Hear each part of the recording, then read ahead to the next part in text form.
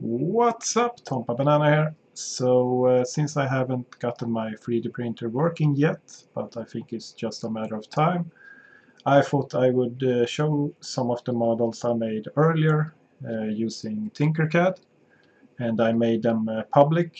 I didn't make all the models public because some of them are really crappy, so just selected a few of them.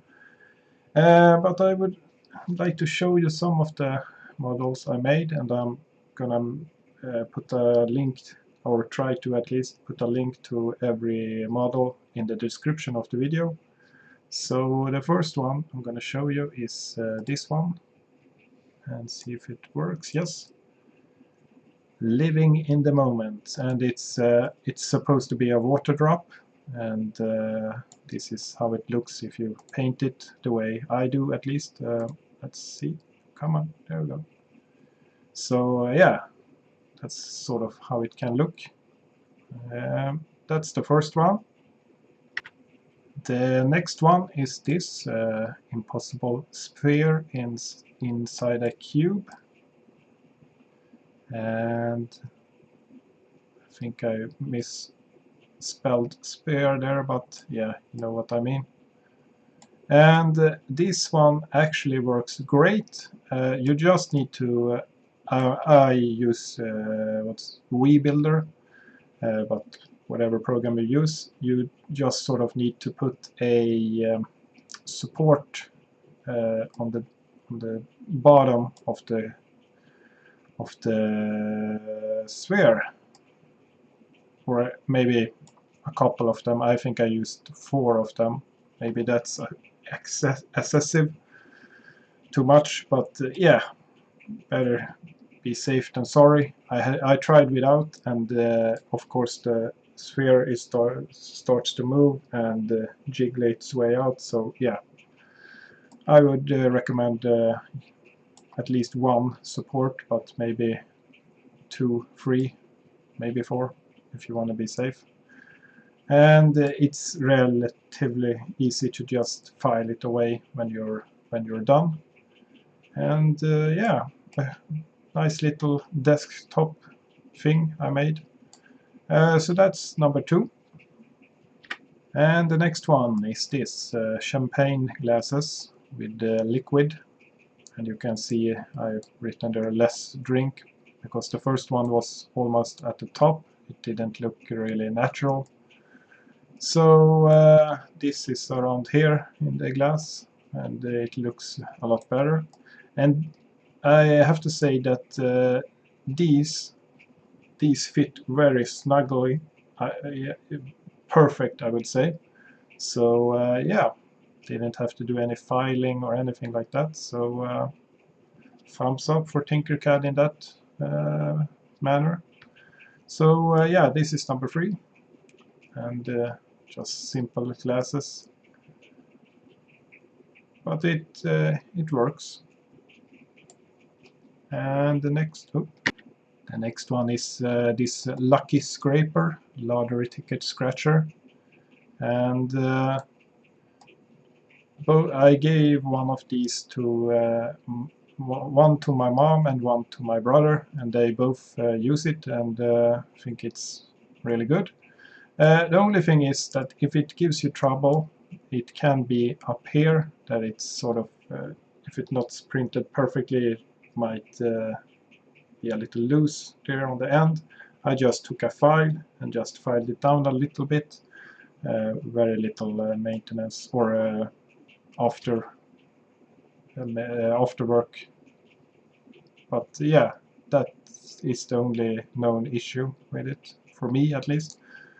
Maybe that it's a little bit thin, but I don't mind it. I feel like I rather have it thin than a really thick one or wide one. But yeah, that's the next one. And then we have this one. I called it just a nail-shaped toy thingy.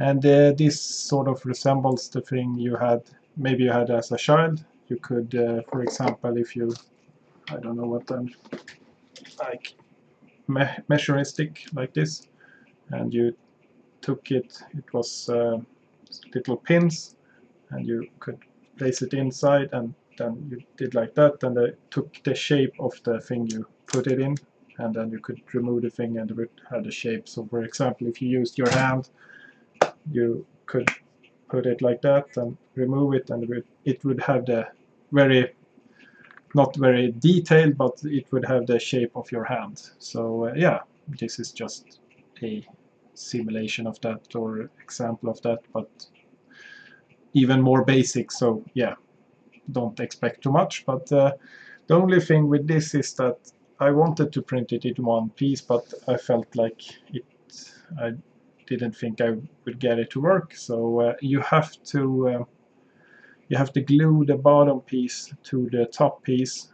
after you, of course, inserted every nail. But it prints really good, and yeah, if you just have some super glue, you can just glue it together. It's really easy. But yeah, not 100% finished from the beginning, so bear that in mind. And the next one, we will see what this. It's this box and lid thing, which I've just made for fun. Do not open. Creature inside. And I just scribbled some stuff. Creature walks, creature talks, no soul to have. That meaning is that the creature doesn't have souls. Have a soul. He eats souls because he's a monster. So if you open it, it will eat your soul.